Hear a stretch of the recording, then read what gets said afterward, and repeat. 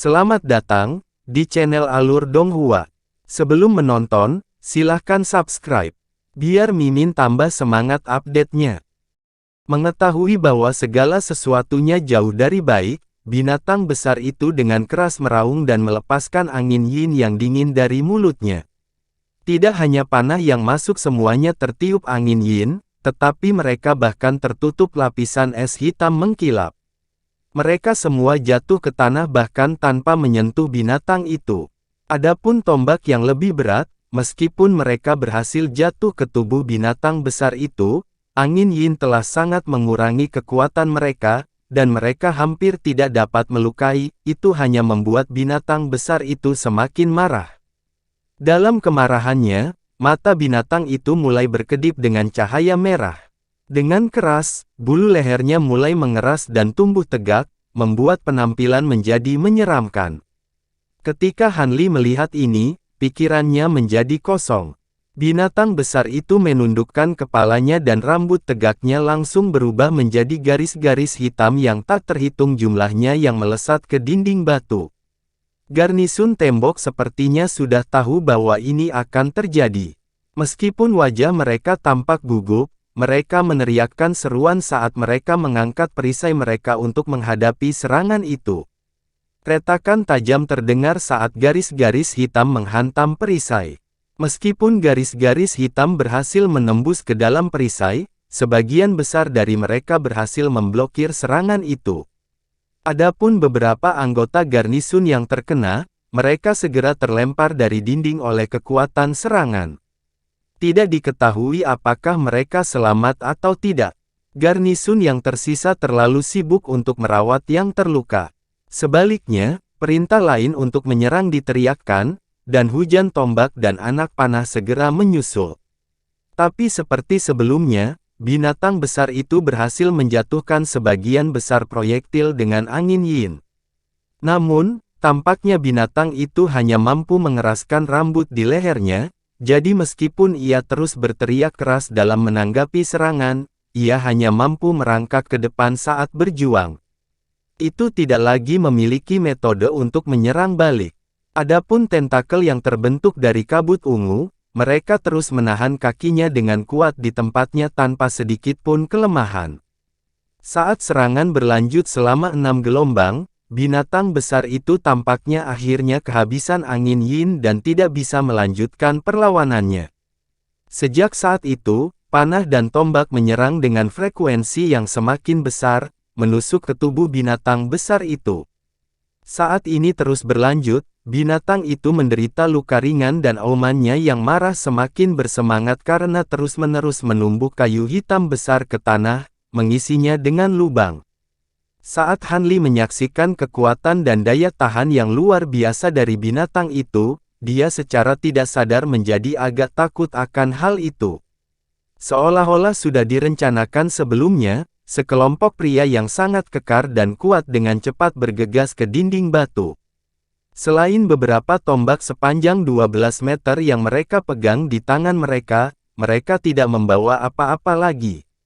Orang-orang ini masing-masing mulai mengangkat tombak dalam gerakan yang terlatih segera setelah mereka tiba di dinding dan dengan keras meluncurkannya ke arah binatang besar itu. Tembakan kuat ini merobek udara, membuat Han Li terkejut dengan angin yang mereka hasilkan. Masing-masing dari orang-orang ini harus memiliki kekuatan batin yang kuat untuk dapat melemparkan tombak dengan mudah, sementara masing-masing tombak melintasi langit dengan kecepatan yang luar biasa.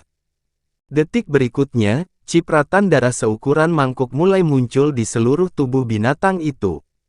Semua serangan itu sangat berpengaruh, memakukan binatang itu ke tanah.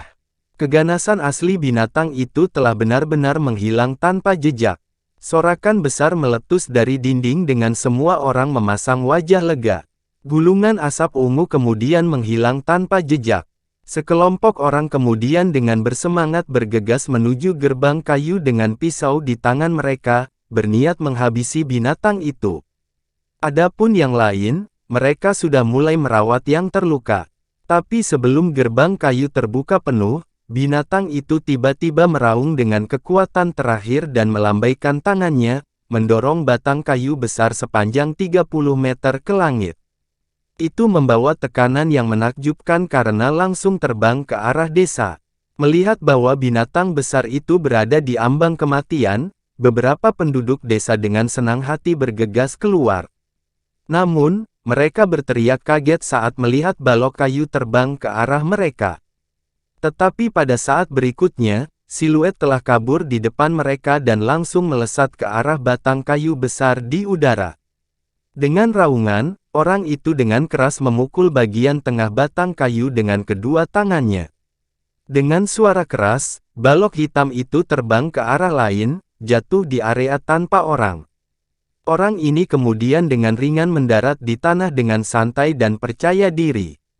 Dia adalah pria parubaya dari sebelumnya dengan ekspresi kasar dan wajah pucat. Penduduk desa yang telah diselamatkan menghela nafas lega dan segera berbicara kepada penyelamat mereka, berulang kali berterima kasih padanya. Namun, pria pucat itu hanya melambai pada mereka dengan ekspresi acuh tak acuh. Jejak keheranan kemudian berkedip di mata Han Li. Setelah pria pucat itu menyelamatkan orang-orang ini, dia melirik ke arahnya. Meskipun Han Li tidak tahu apa maksudnya, itu jelas tidak positif. Han Li mengerutkan kening dan tepat ketika dia merenungkan apa yang dimaksud pria itu, gerbang kayu terbuka dan beberapa puluh pria kuat keluar dari desa untuk menghabisi binatang besar itu. Namun, itu tidak berakhir setelah binatang itu mati. Dengan pedang panjang mereka membelah tengkorak binatang itu dan meraba-raba di dalam darah dan menanduk sampai mereka mengeluarkan permata hijau seukuran ibu jari. Kelompok itu bersorak setelah mereka menemukannya, dan mereka yang menonton bersorak bersama mereka. Han Li berkedip, tiba-tiba merasa bahwa permata hijau itu tampak agak akrab. Setelah menundukkan kepalanya sejenak, dia tiba-tiba teringat apa itu. Selama perjalanannya ke aula surgawi, dia telah menemukan banyak permata hijau serupa di reruntuhan boneka. Mungkinkah bahannya sama? Setelah melihat sebentar lagi, Han Li melompat dari gedung batu. Orang tua gemuk dan tetua lainnya telah kembali ke aula, dan Han Li masih memiliki banyak pertanyaan yang ingin dia tanyakan kepada mereka. Ketika Mei Ning melihat Han Li kembali ke aula, dia mengikutinya dengan kepala tertunduk. Setelah menyaksikan pertempuran sebelumnya, dia menyadari bahaya tempat ini dan menjadi khawatir. Ketika Han Li memasuki aula, para tetua sudah kembali ke tempat duduk mereka. Ketika lelaki tua gemuk itu melihat Han Li masuk, dia tersenyum dan berpikir untuk mengatakan sesuatu ketika seorang lelaki jangkung dan tegap dengan cepat masuk dengan permata hijau di tangannya. Pria tegap itu meletakkan permata itu di atas meja di depan para tetua dan dengan hormat berkata, "Tetua Agung, ini adalah permata binatang Umbra Insidious Mauler. Silakan lihat itu." Orang tua itu melirik permata itu dan dengan gembira berkata, "Kami telah membuat kalian semua mengalami sedikit masalah. Sebelum ini, kami mengirim Anda semua untuk mengambil keuntungan dari letusan Spirit Extinguishing Key dan Anda berhasil membawa kembali ikan. Sebentar lagi, kami akan memberikan kalian semua hadiah besar. Terima kasih banyak, sesepuh." Pria tegap itu memasang ekspresi terkejut senang dan mundur dari aula dengan ekspresi puas. Han Li berdiri di samping dan menyaksikan semua ini dengan ekspresi terpisah. Binatang aneh yang kalian berdua saksikan adalah binatang umbra yang dikenal sebagai Insidious Mauler. Pasti sangat mengejutkan kalian berdua. Meskipun alam umbra hanya terbentang sekitar 100 km, ada binatang iblis, manusia, dan segala macam binatang umbra di dalamnya. Dengan sedikit heran, Han Li bertanya, "Ada binatang iblis di sini?" Pria tua itu tersenyum pahit dan berhenti sejenak sebelum menjawab, "Tentu saja. Setiap kali ada robekan di ruang angkasa, baik pembudidaya dan binatang iblis dibawa ke sini. Binatang iblis di sini tidak dapat menggunakan seni iblis mereka, tetapi mereka semua telah mengembangkan tubuh mereka dengan usaha keras dan memiliki kekuatan yang luar biasa. Mereka bukanlah eksistensi yang bisa diprovokasi oleh manusia atau binatang umbra. Untungnya, mereka hanya menjaga beberapa area tertentu dan berpesta dengan binatang umbra. Mereka tidak menimbulkan banyak ancaman bagi kita manusia karena mereka tidak mungkin muncul. Binatang umbra berbeda. Mereka lahir dari umbra ki tempat ini dan secara bawaan suka melahap daging manusia. Seringkali, binatang umbra yang kuat akan datang mengetuk desa manusia. Meskipun sebagian besar desa mampu memukul mundur mereka, desa-desa yang lebih kecil kadang-kadang dikalahkan dan benar-benar musnah. Sebaliknya, binatang umbra tidak ada habisnya dan Insidious Mauler lainnya akan segera mengembun dan muncul kembali ke alam umbra. Setelah hening sejenak, Han Li perlahan bertanya, "Dari apa yang kamu katakan, sepertinya ini bukan satu-satunya desa manusia. Ada yang lain." Tentu saja, meskipun tidak banyak, ada sekitar 8 desa lain yang tersebar di seluruh alam umbra. Makanan langka di sini sehingga selain beberapa bidang tanah subur, sisanya tandus dari umbra ki yang berat. Mayoritas binatang umbra memiliki daging beracun, dan selain dari beberapa varietas khusus, kami tidak mampu memakannya. Meskipun binatang iblis dapat memakannya, manusia akan binasa saat memakannya. Dengan demikian, hanya orang-orang berguna yang boleh tinggal di desa. Siapapun yang tidak berguna akan diusir dan hidupnya berjalan dengan sendirinya. Kata-kata terakhir lelaki tua itu diucapkan dengan nada dingin. Han Li mengerutkan kening dan menghela napas panjang sebelum bertanya, "Dirimu yang terhormat menyebut tempat ini alam umbra. Apakah tempat ini memiliki hubungan dengan Netherworld dari legenda? Apakah ada cara untuk mengembalikan kekuatan sihir yang dibatasi? Yang terpenting, saya ingin kembali keluar. Saya tidak punya niat untuk tinggal di sini. Akankah dirimu yang terhormat mengetahui jalan keluar?" Pria tua gemuk itu menggelengkan kepalanya dan menghela nafas. "Sebagian besar manusia di dunia ini lahir di sini, dan sebagian besar manusia yang dibawa ke sini oleh kabut hantu akhirnya dimakan oleh binatang umbra. Hanya sebagian kecil yang cukup beruntung untuk mencapai sebuah desa. Adapun teman dekat dan keluarga saya sendiri, mereka semua ada di luar. Jika begitu mudah untuk kembali, mengapa kita yang selamat dari dunia luar tetap di sini dan terus hidup hari demi hari di ambang krisis? Adapun apakah tempat ini ada hubungannya dengan Netherworld atau tidak, siapa yang tahu. Namun, ada seorang senior yang telah tinggal di sini lebih lama dari yang saya, dan dia percaya bahwa area ini adalah celah antara dunia manusia dan Netherworld. Akibatnya, ada konsentrasi ki umbra yang padat, tetapi tidak ada binatang umbra yang terlalu kuat yang terbentuk. Selain itu, ada desas-desus yang dibuat-buat yang disebarkan oleh beberapa kultivator yang percaya bahwa dunia ini tidak ada hubungannya dengan Netherworld. Para kultivator ini percaya bahwa dunia ini sebenarnya adalah perut binatang iblis legendaris, Rahu. Legenda mengatakan bahwa Rahu mampu melahap bintang dan merobek ruang angkasa dan suka bersembunyi di dasar laut, hanya muncul untuk mencari makan. Itu seharusnya menjelaskan bagaimana kabut aneh muncul dari laut dan dapat menghubungkan dua dunia bersama-sama. Ekspresi Han Li sangat berubah ketika dia mendengar ini. "Rahu, bagaimana mungkin? Itu jauh lebih tidak masuk akal daripada Netherworld. Saya tidak percaya bahwa seluruh dunia ini terkandung di dalam binatang iblis." Orang tua itu dengan santai berkata, "Itu benar. Ketika saya pertama kali mendengar hal ini, saya juga terkejut. Meski sulit untuk ditelan, masih ada kemungkinan itu benar. Jika air mata di ruang angkasa muncul secara berkala, maka orang mungkin berharap bahwa mereka semua muncul di tempat yang sama. Namun, ini tidak terjadi.